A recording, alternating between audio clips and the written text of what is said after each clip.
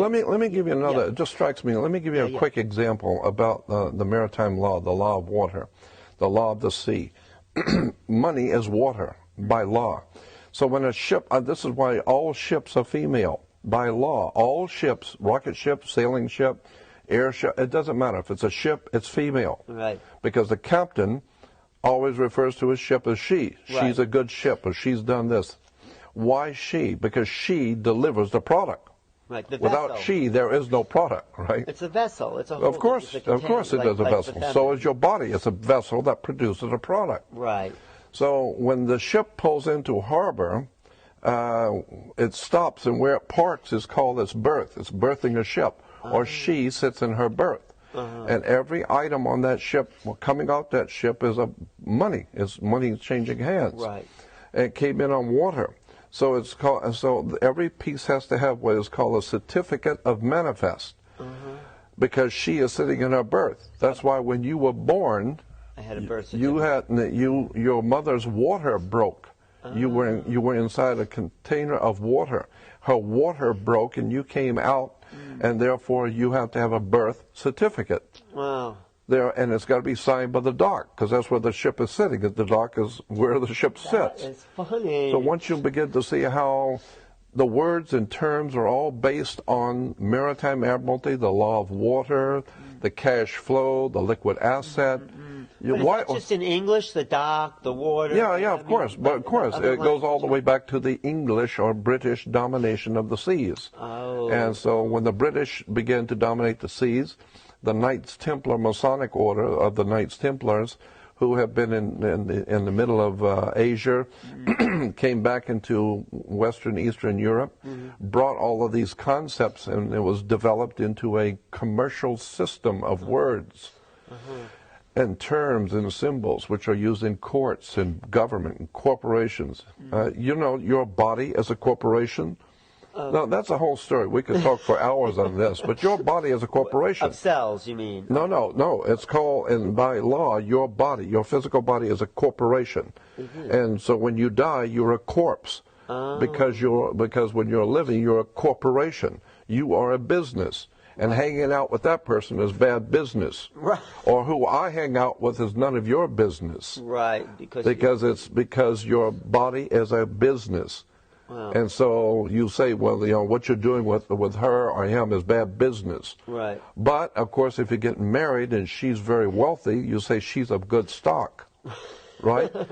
Words and terms are based on maritime admiralty, the law of water. And so that's why when you go into a court, you have a fence and a gate. The people sit out here and the judge sits inside. The gate is called a floodgate. When you go through the canal, you have a floodgate. Right. So when you're sitting out here, you're in the law of the land. The judge has no control or no jurisdiction over the people sitting out here. No jurisdiction whatsoever. Right, because they're outside the gate. That's outside the gate. Right. That's on land. Right. But when you walk past that gate, now you're in hot water. And someone's going to have to bail you out. Bail, yeah. Okay. Bail. Did you write a book about all these maritime? No. I've just been studying it for 48 years. Wow. But it's fascinating because when you understand that the whole subject is so large, and it would take hours and I'd have to go back to square one and walk through all the words and terms that are used in law and courts and in commerce. Yeah. For you to understand how pervasive this concept of water is on the earth.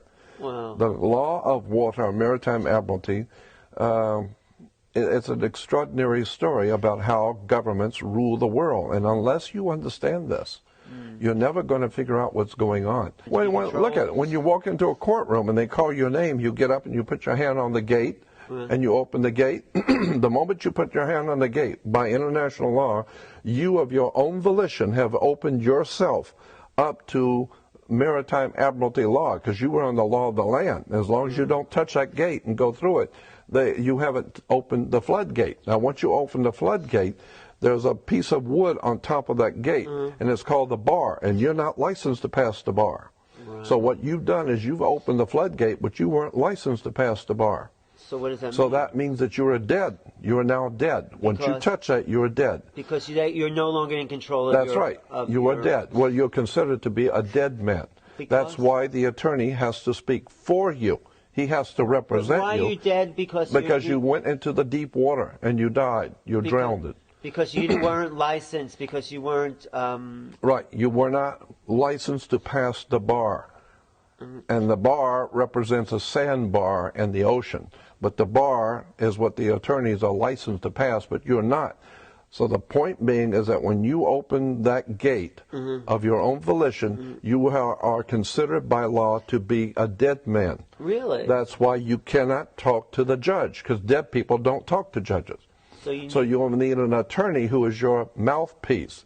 He speaks for you because you're dead. Well, should we do away with courts so people can get their lives back? I would think that what you want to do is understand how the system works. Oh, and avoid it. Really. Well, avoid it if you can.